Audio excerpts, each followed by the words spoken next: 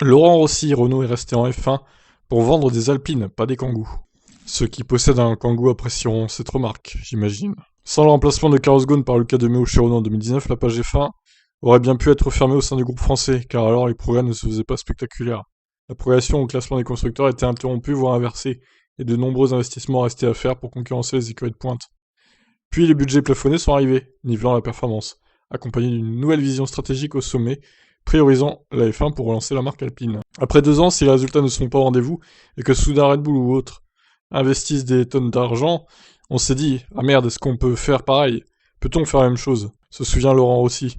Et chaque année, le sujet a été discuté, ce qui est normal dans une grande entreprise comme Renault, car nous sommes des gens raisonnables qui évaluent les investissements chaque année. Donc chaque année, on se disait, si on continuait, parce que ça fait partie de l'ADN du groupe, mais à chaque fois, on se disait, nous ne sommes pas sûrs.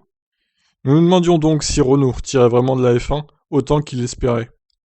C'est ainsi, pour maximiser les apports marketing et commerciaux de la F1, que la décision a été prise en haut lieu, de renommer l'équipe Renault en Alpine F1, afin de mettre en valeur la relance de la marque premium et sportive du groupe. Rossi détaille ce choix. Il pourrait être soudainement très logique de l'attacher à une marque qui a besoin de visibilité. Si vous regardez uniquement le produit, une Alpine est mieux adaptée lorsqu'elle est assise à la table d'une Aston Martin, McLaren, Ferrari que Renault. Oui, ça, c'est pas faux. Je ne veux pas être dédaigneux parce que je suis un employé de Renault. Je suis né Renault, je mourrai probablement Renault, mais franchement une A110 c'est plus légitime qu'une Kangoo ou une Clio. Puisque nous pensons aussi à la marque, il est plus logique d'associer Alpine à la F1 et au sport mécanique, car cela nous donne de la visibilité et de la crédibilité. Il est normal qu'Alpine soit là plutôt que Renault. Mais désormais, le soutien de Renault sera-t-il sans faille sur le long terme, même si la déception est au rendez-vous cette année? De nouveaux règlements aérodynamiques, Rossi assure que Renault conservera son soutien pour une période minimale allant de 5 à 10 ans. Maintenant, c'est une toute autre paire de manches. Alpine et la F1, c'est pareil. La F1 est au cœur de ce que nous voulons faire. C'est notre grand totem et pendant 5 ans, très probablement 10, Lucas a dit pour l'éternité. Nous ne mettrons pas cela en péril. Oui, pour l'éternité, ça m'étonnerait.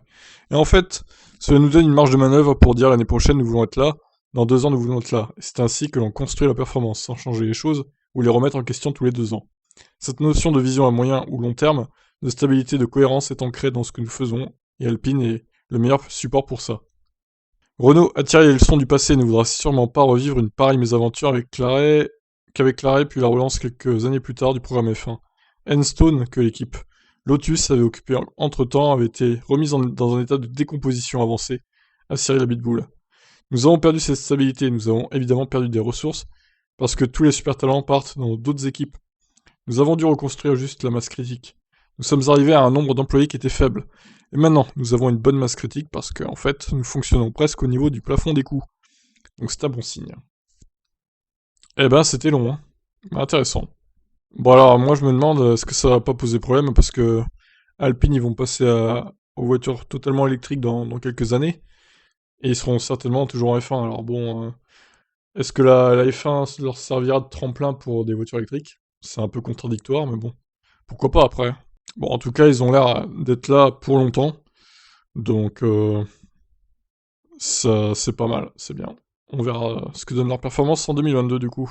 Ciao, ciao.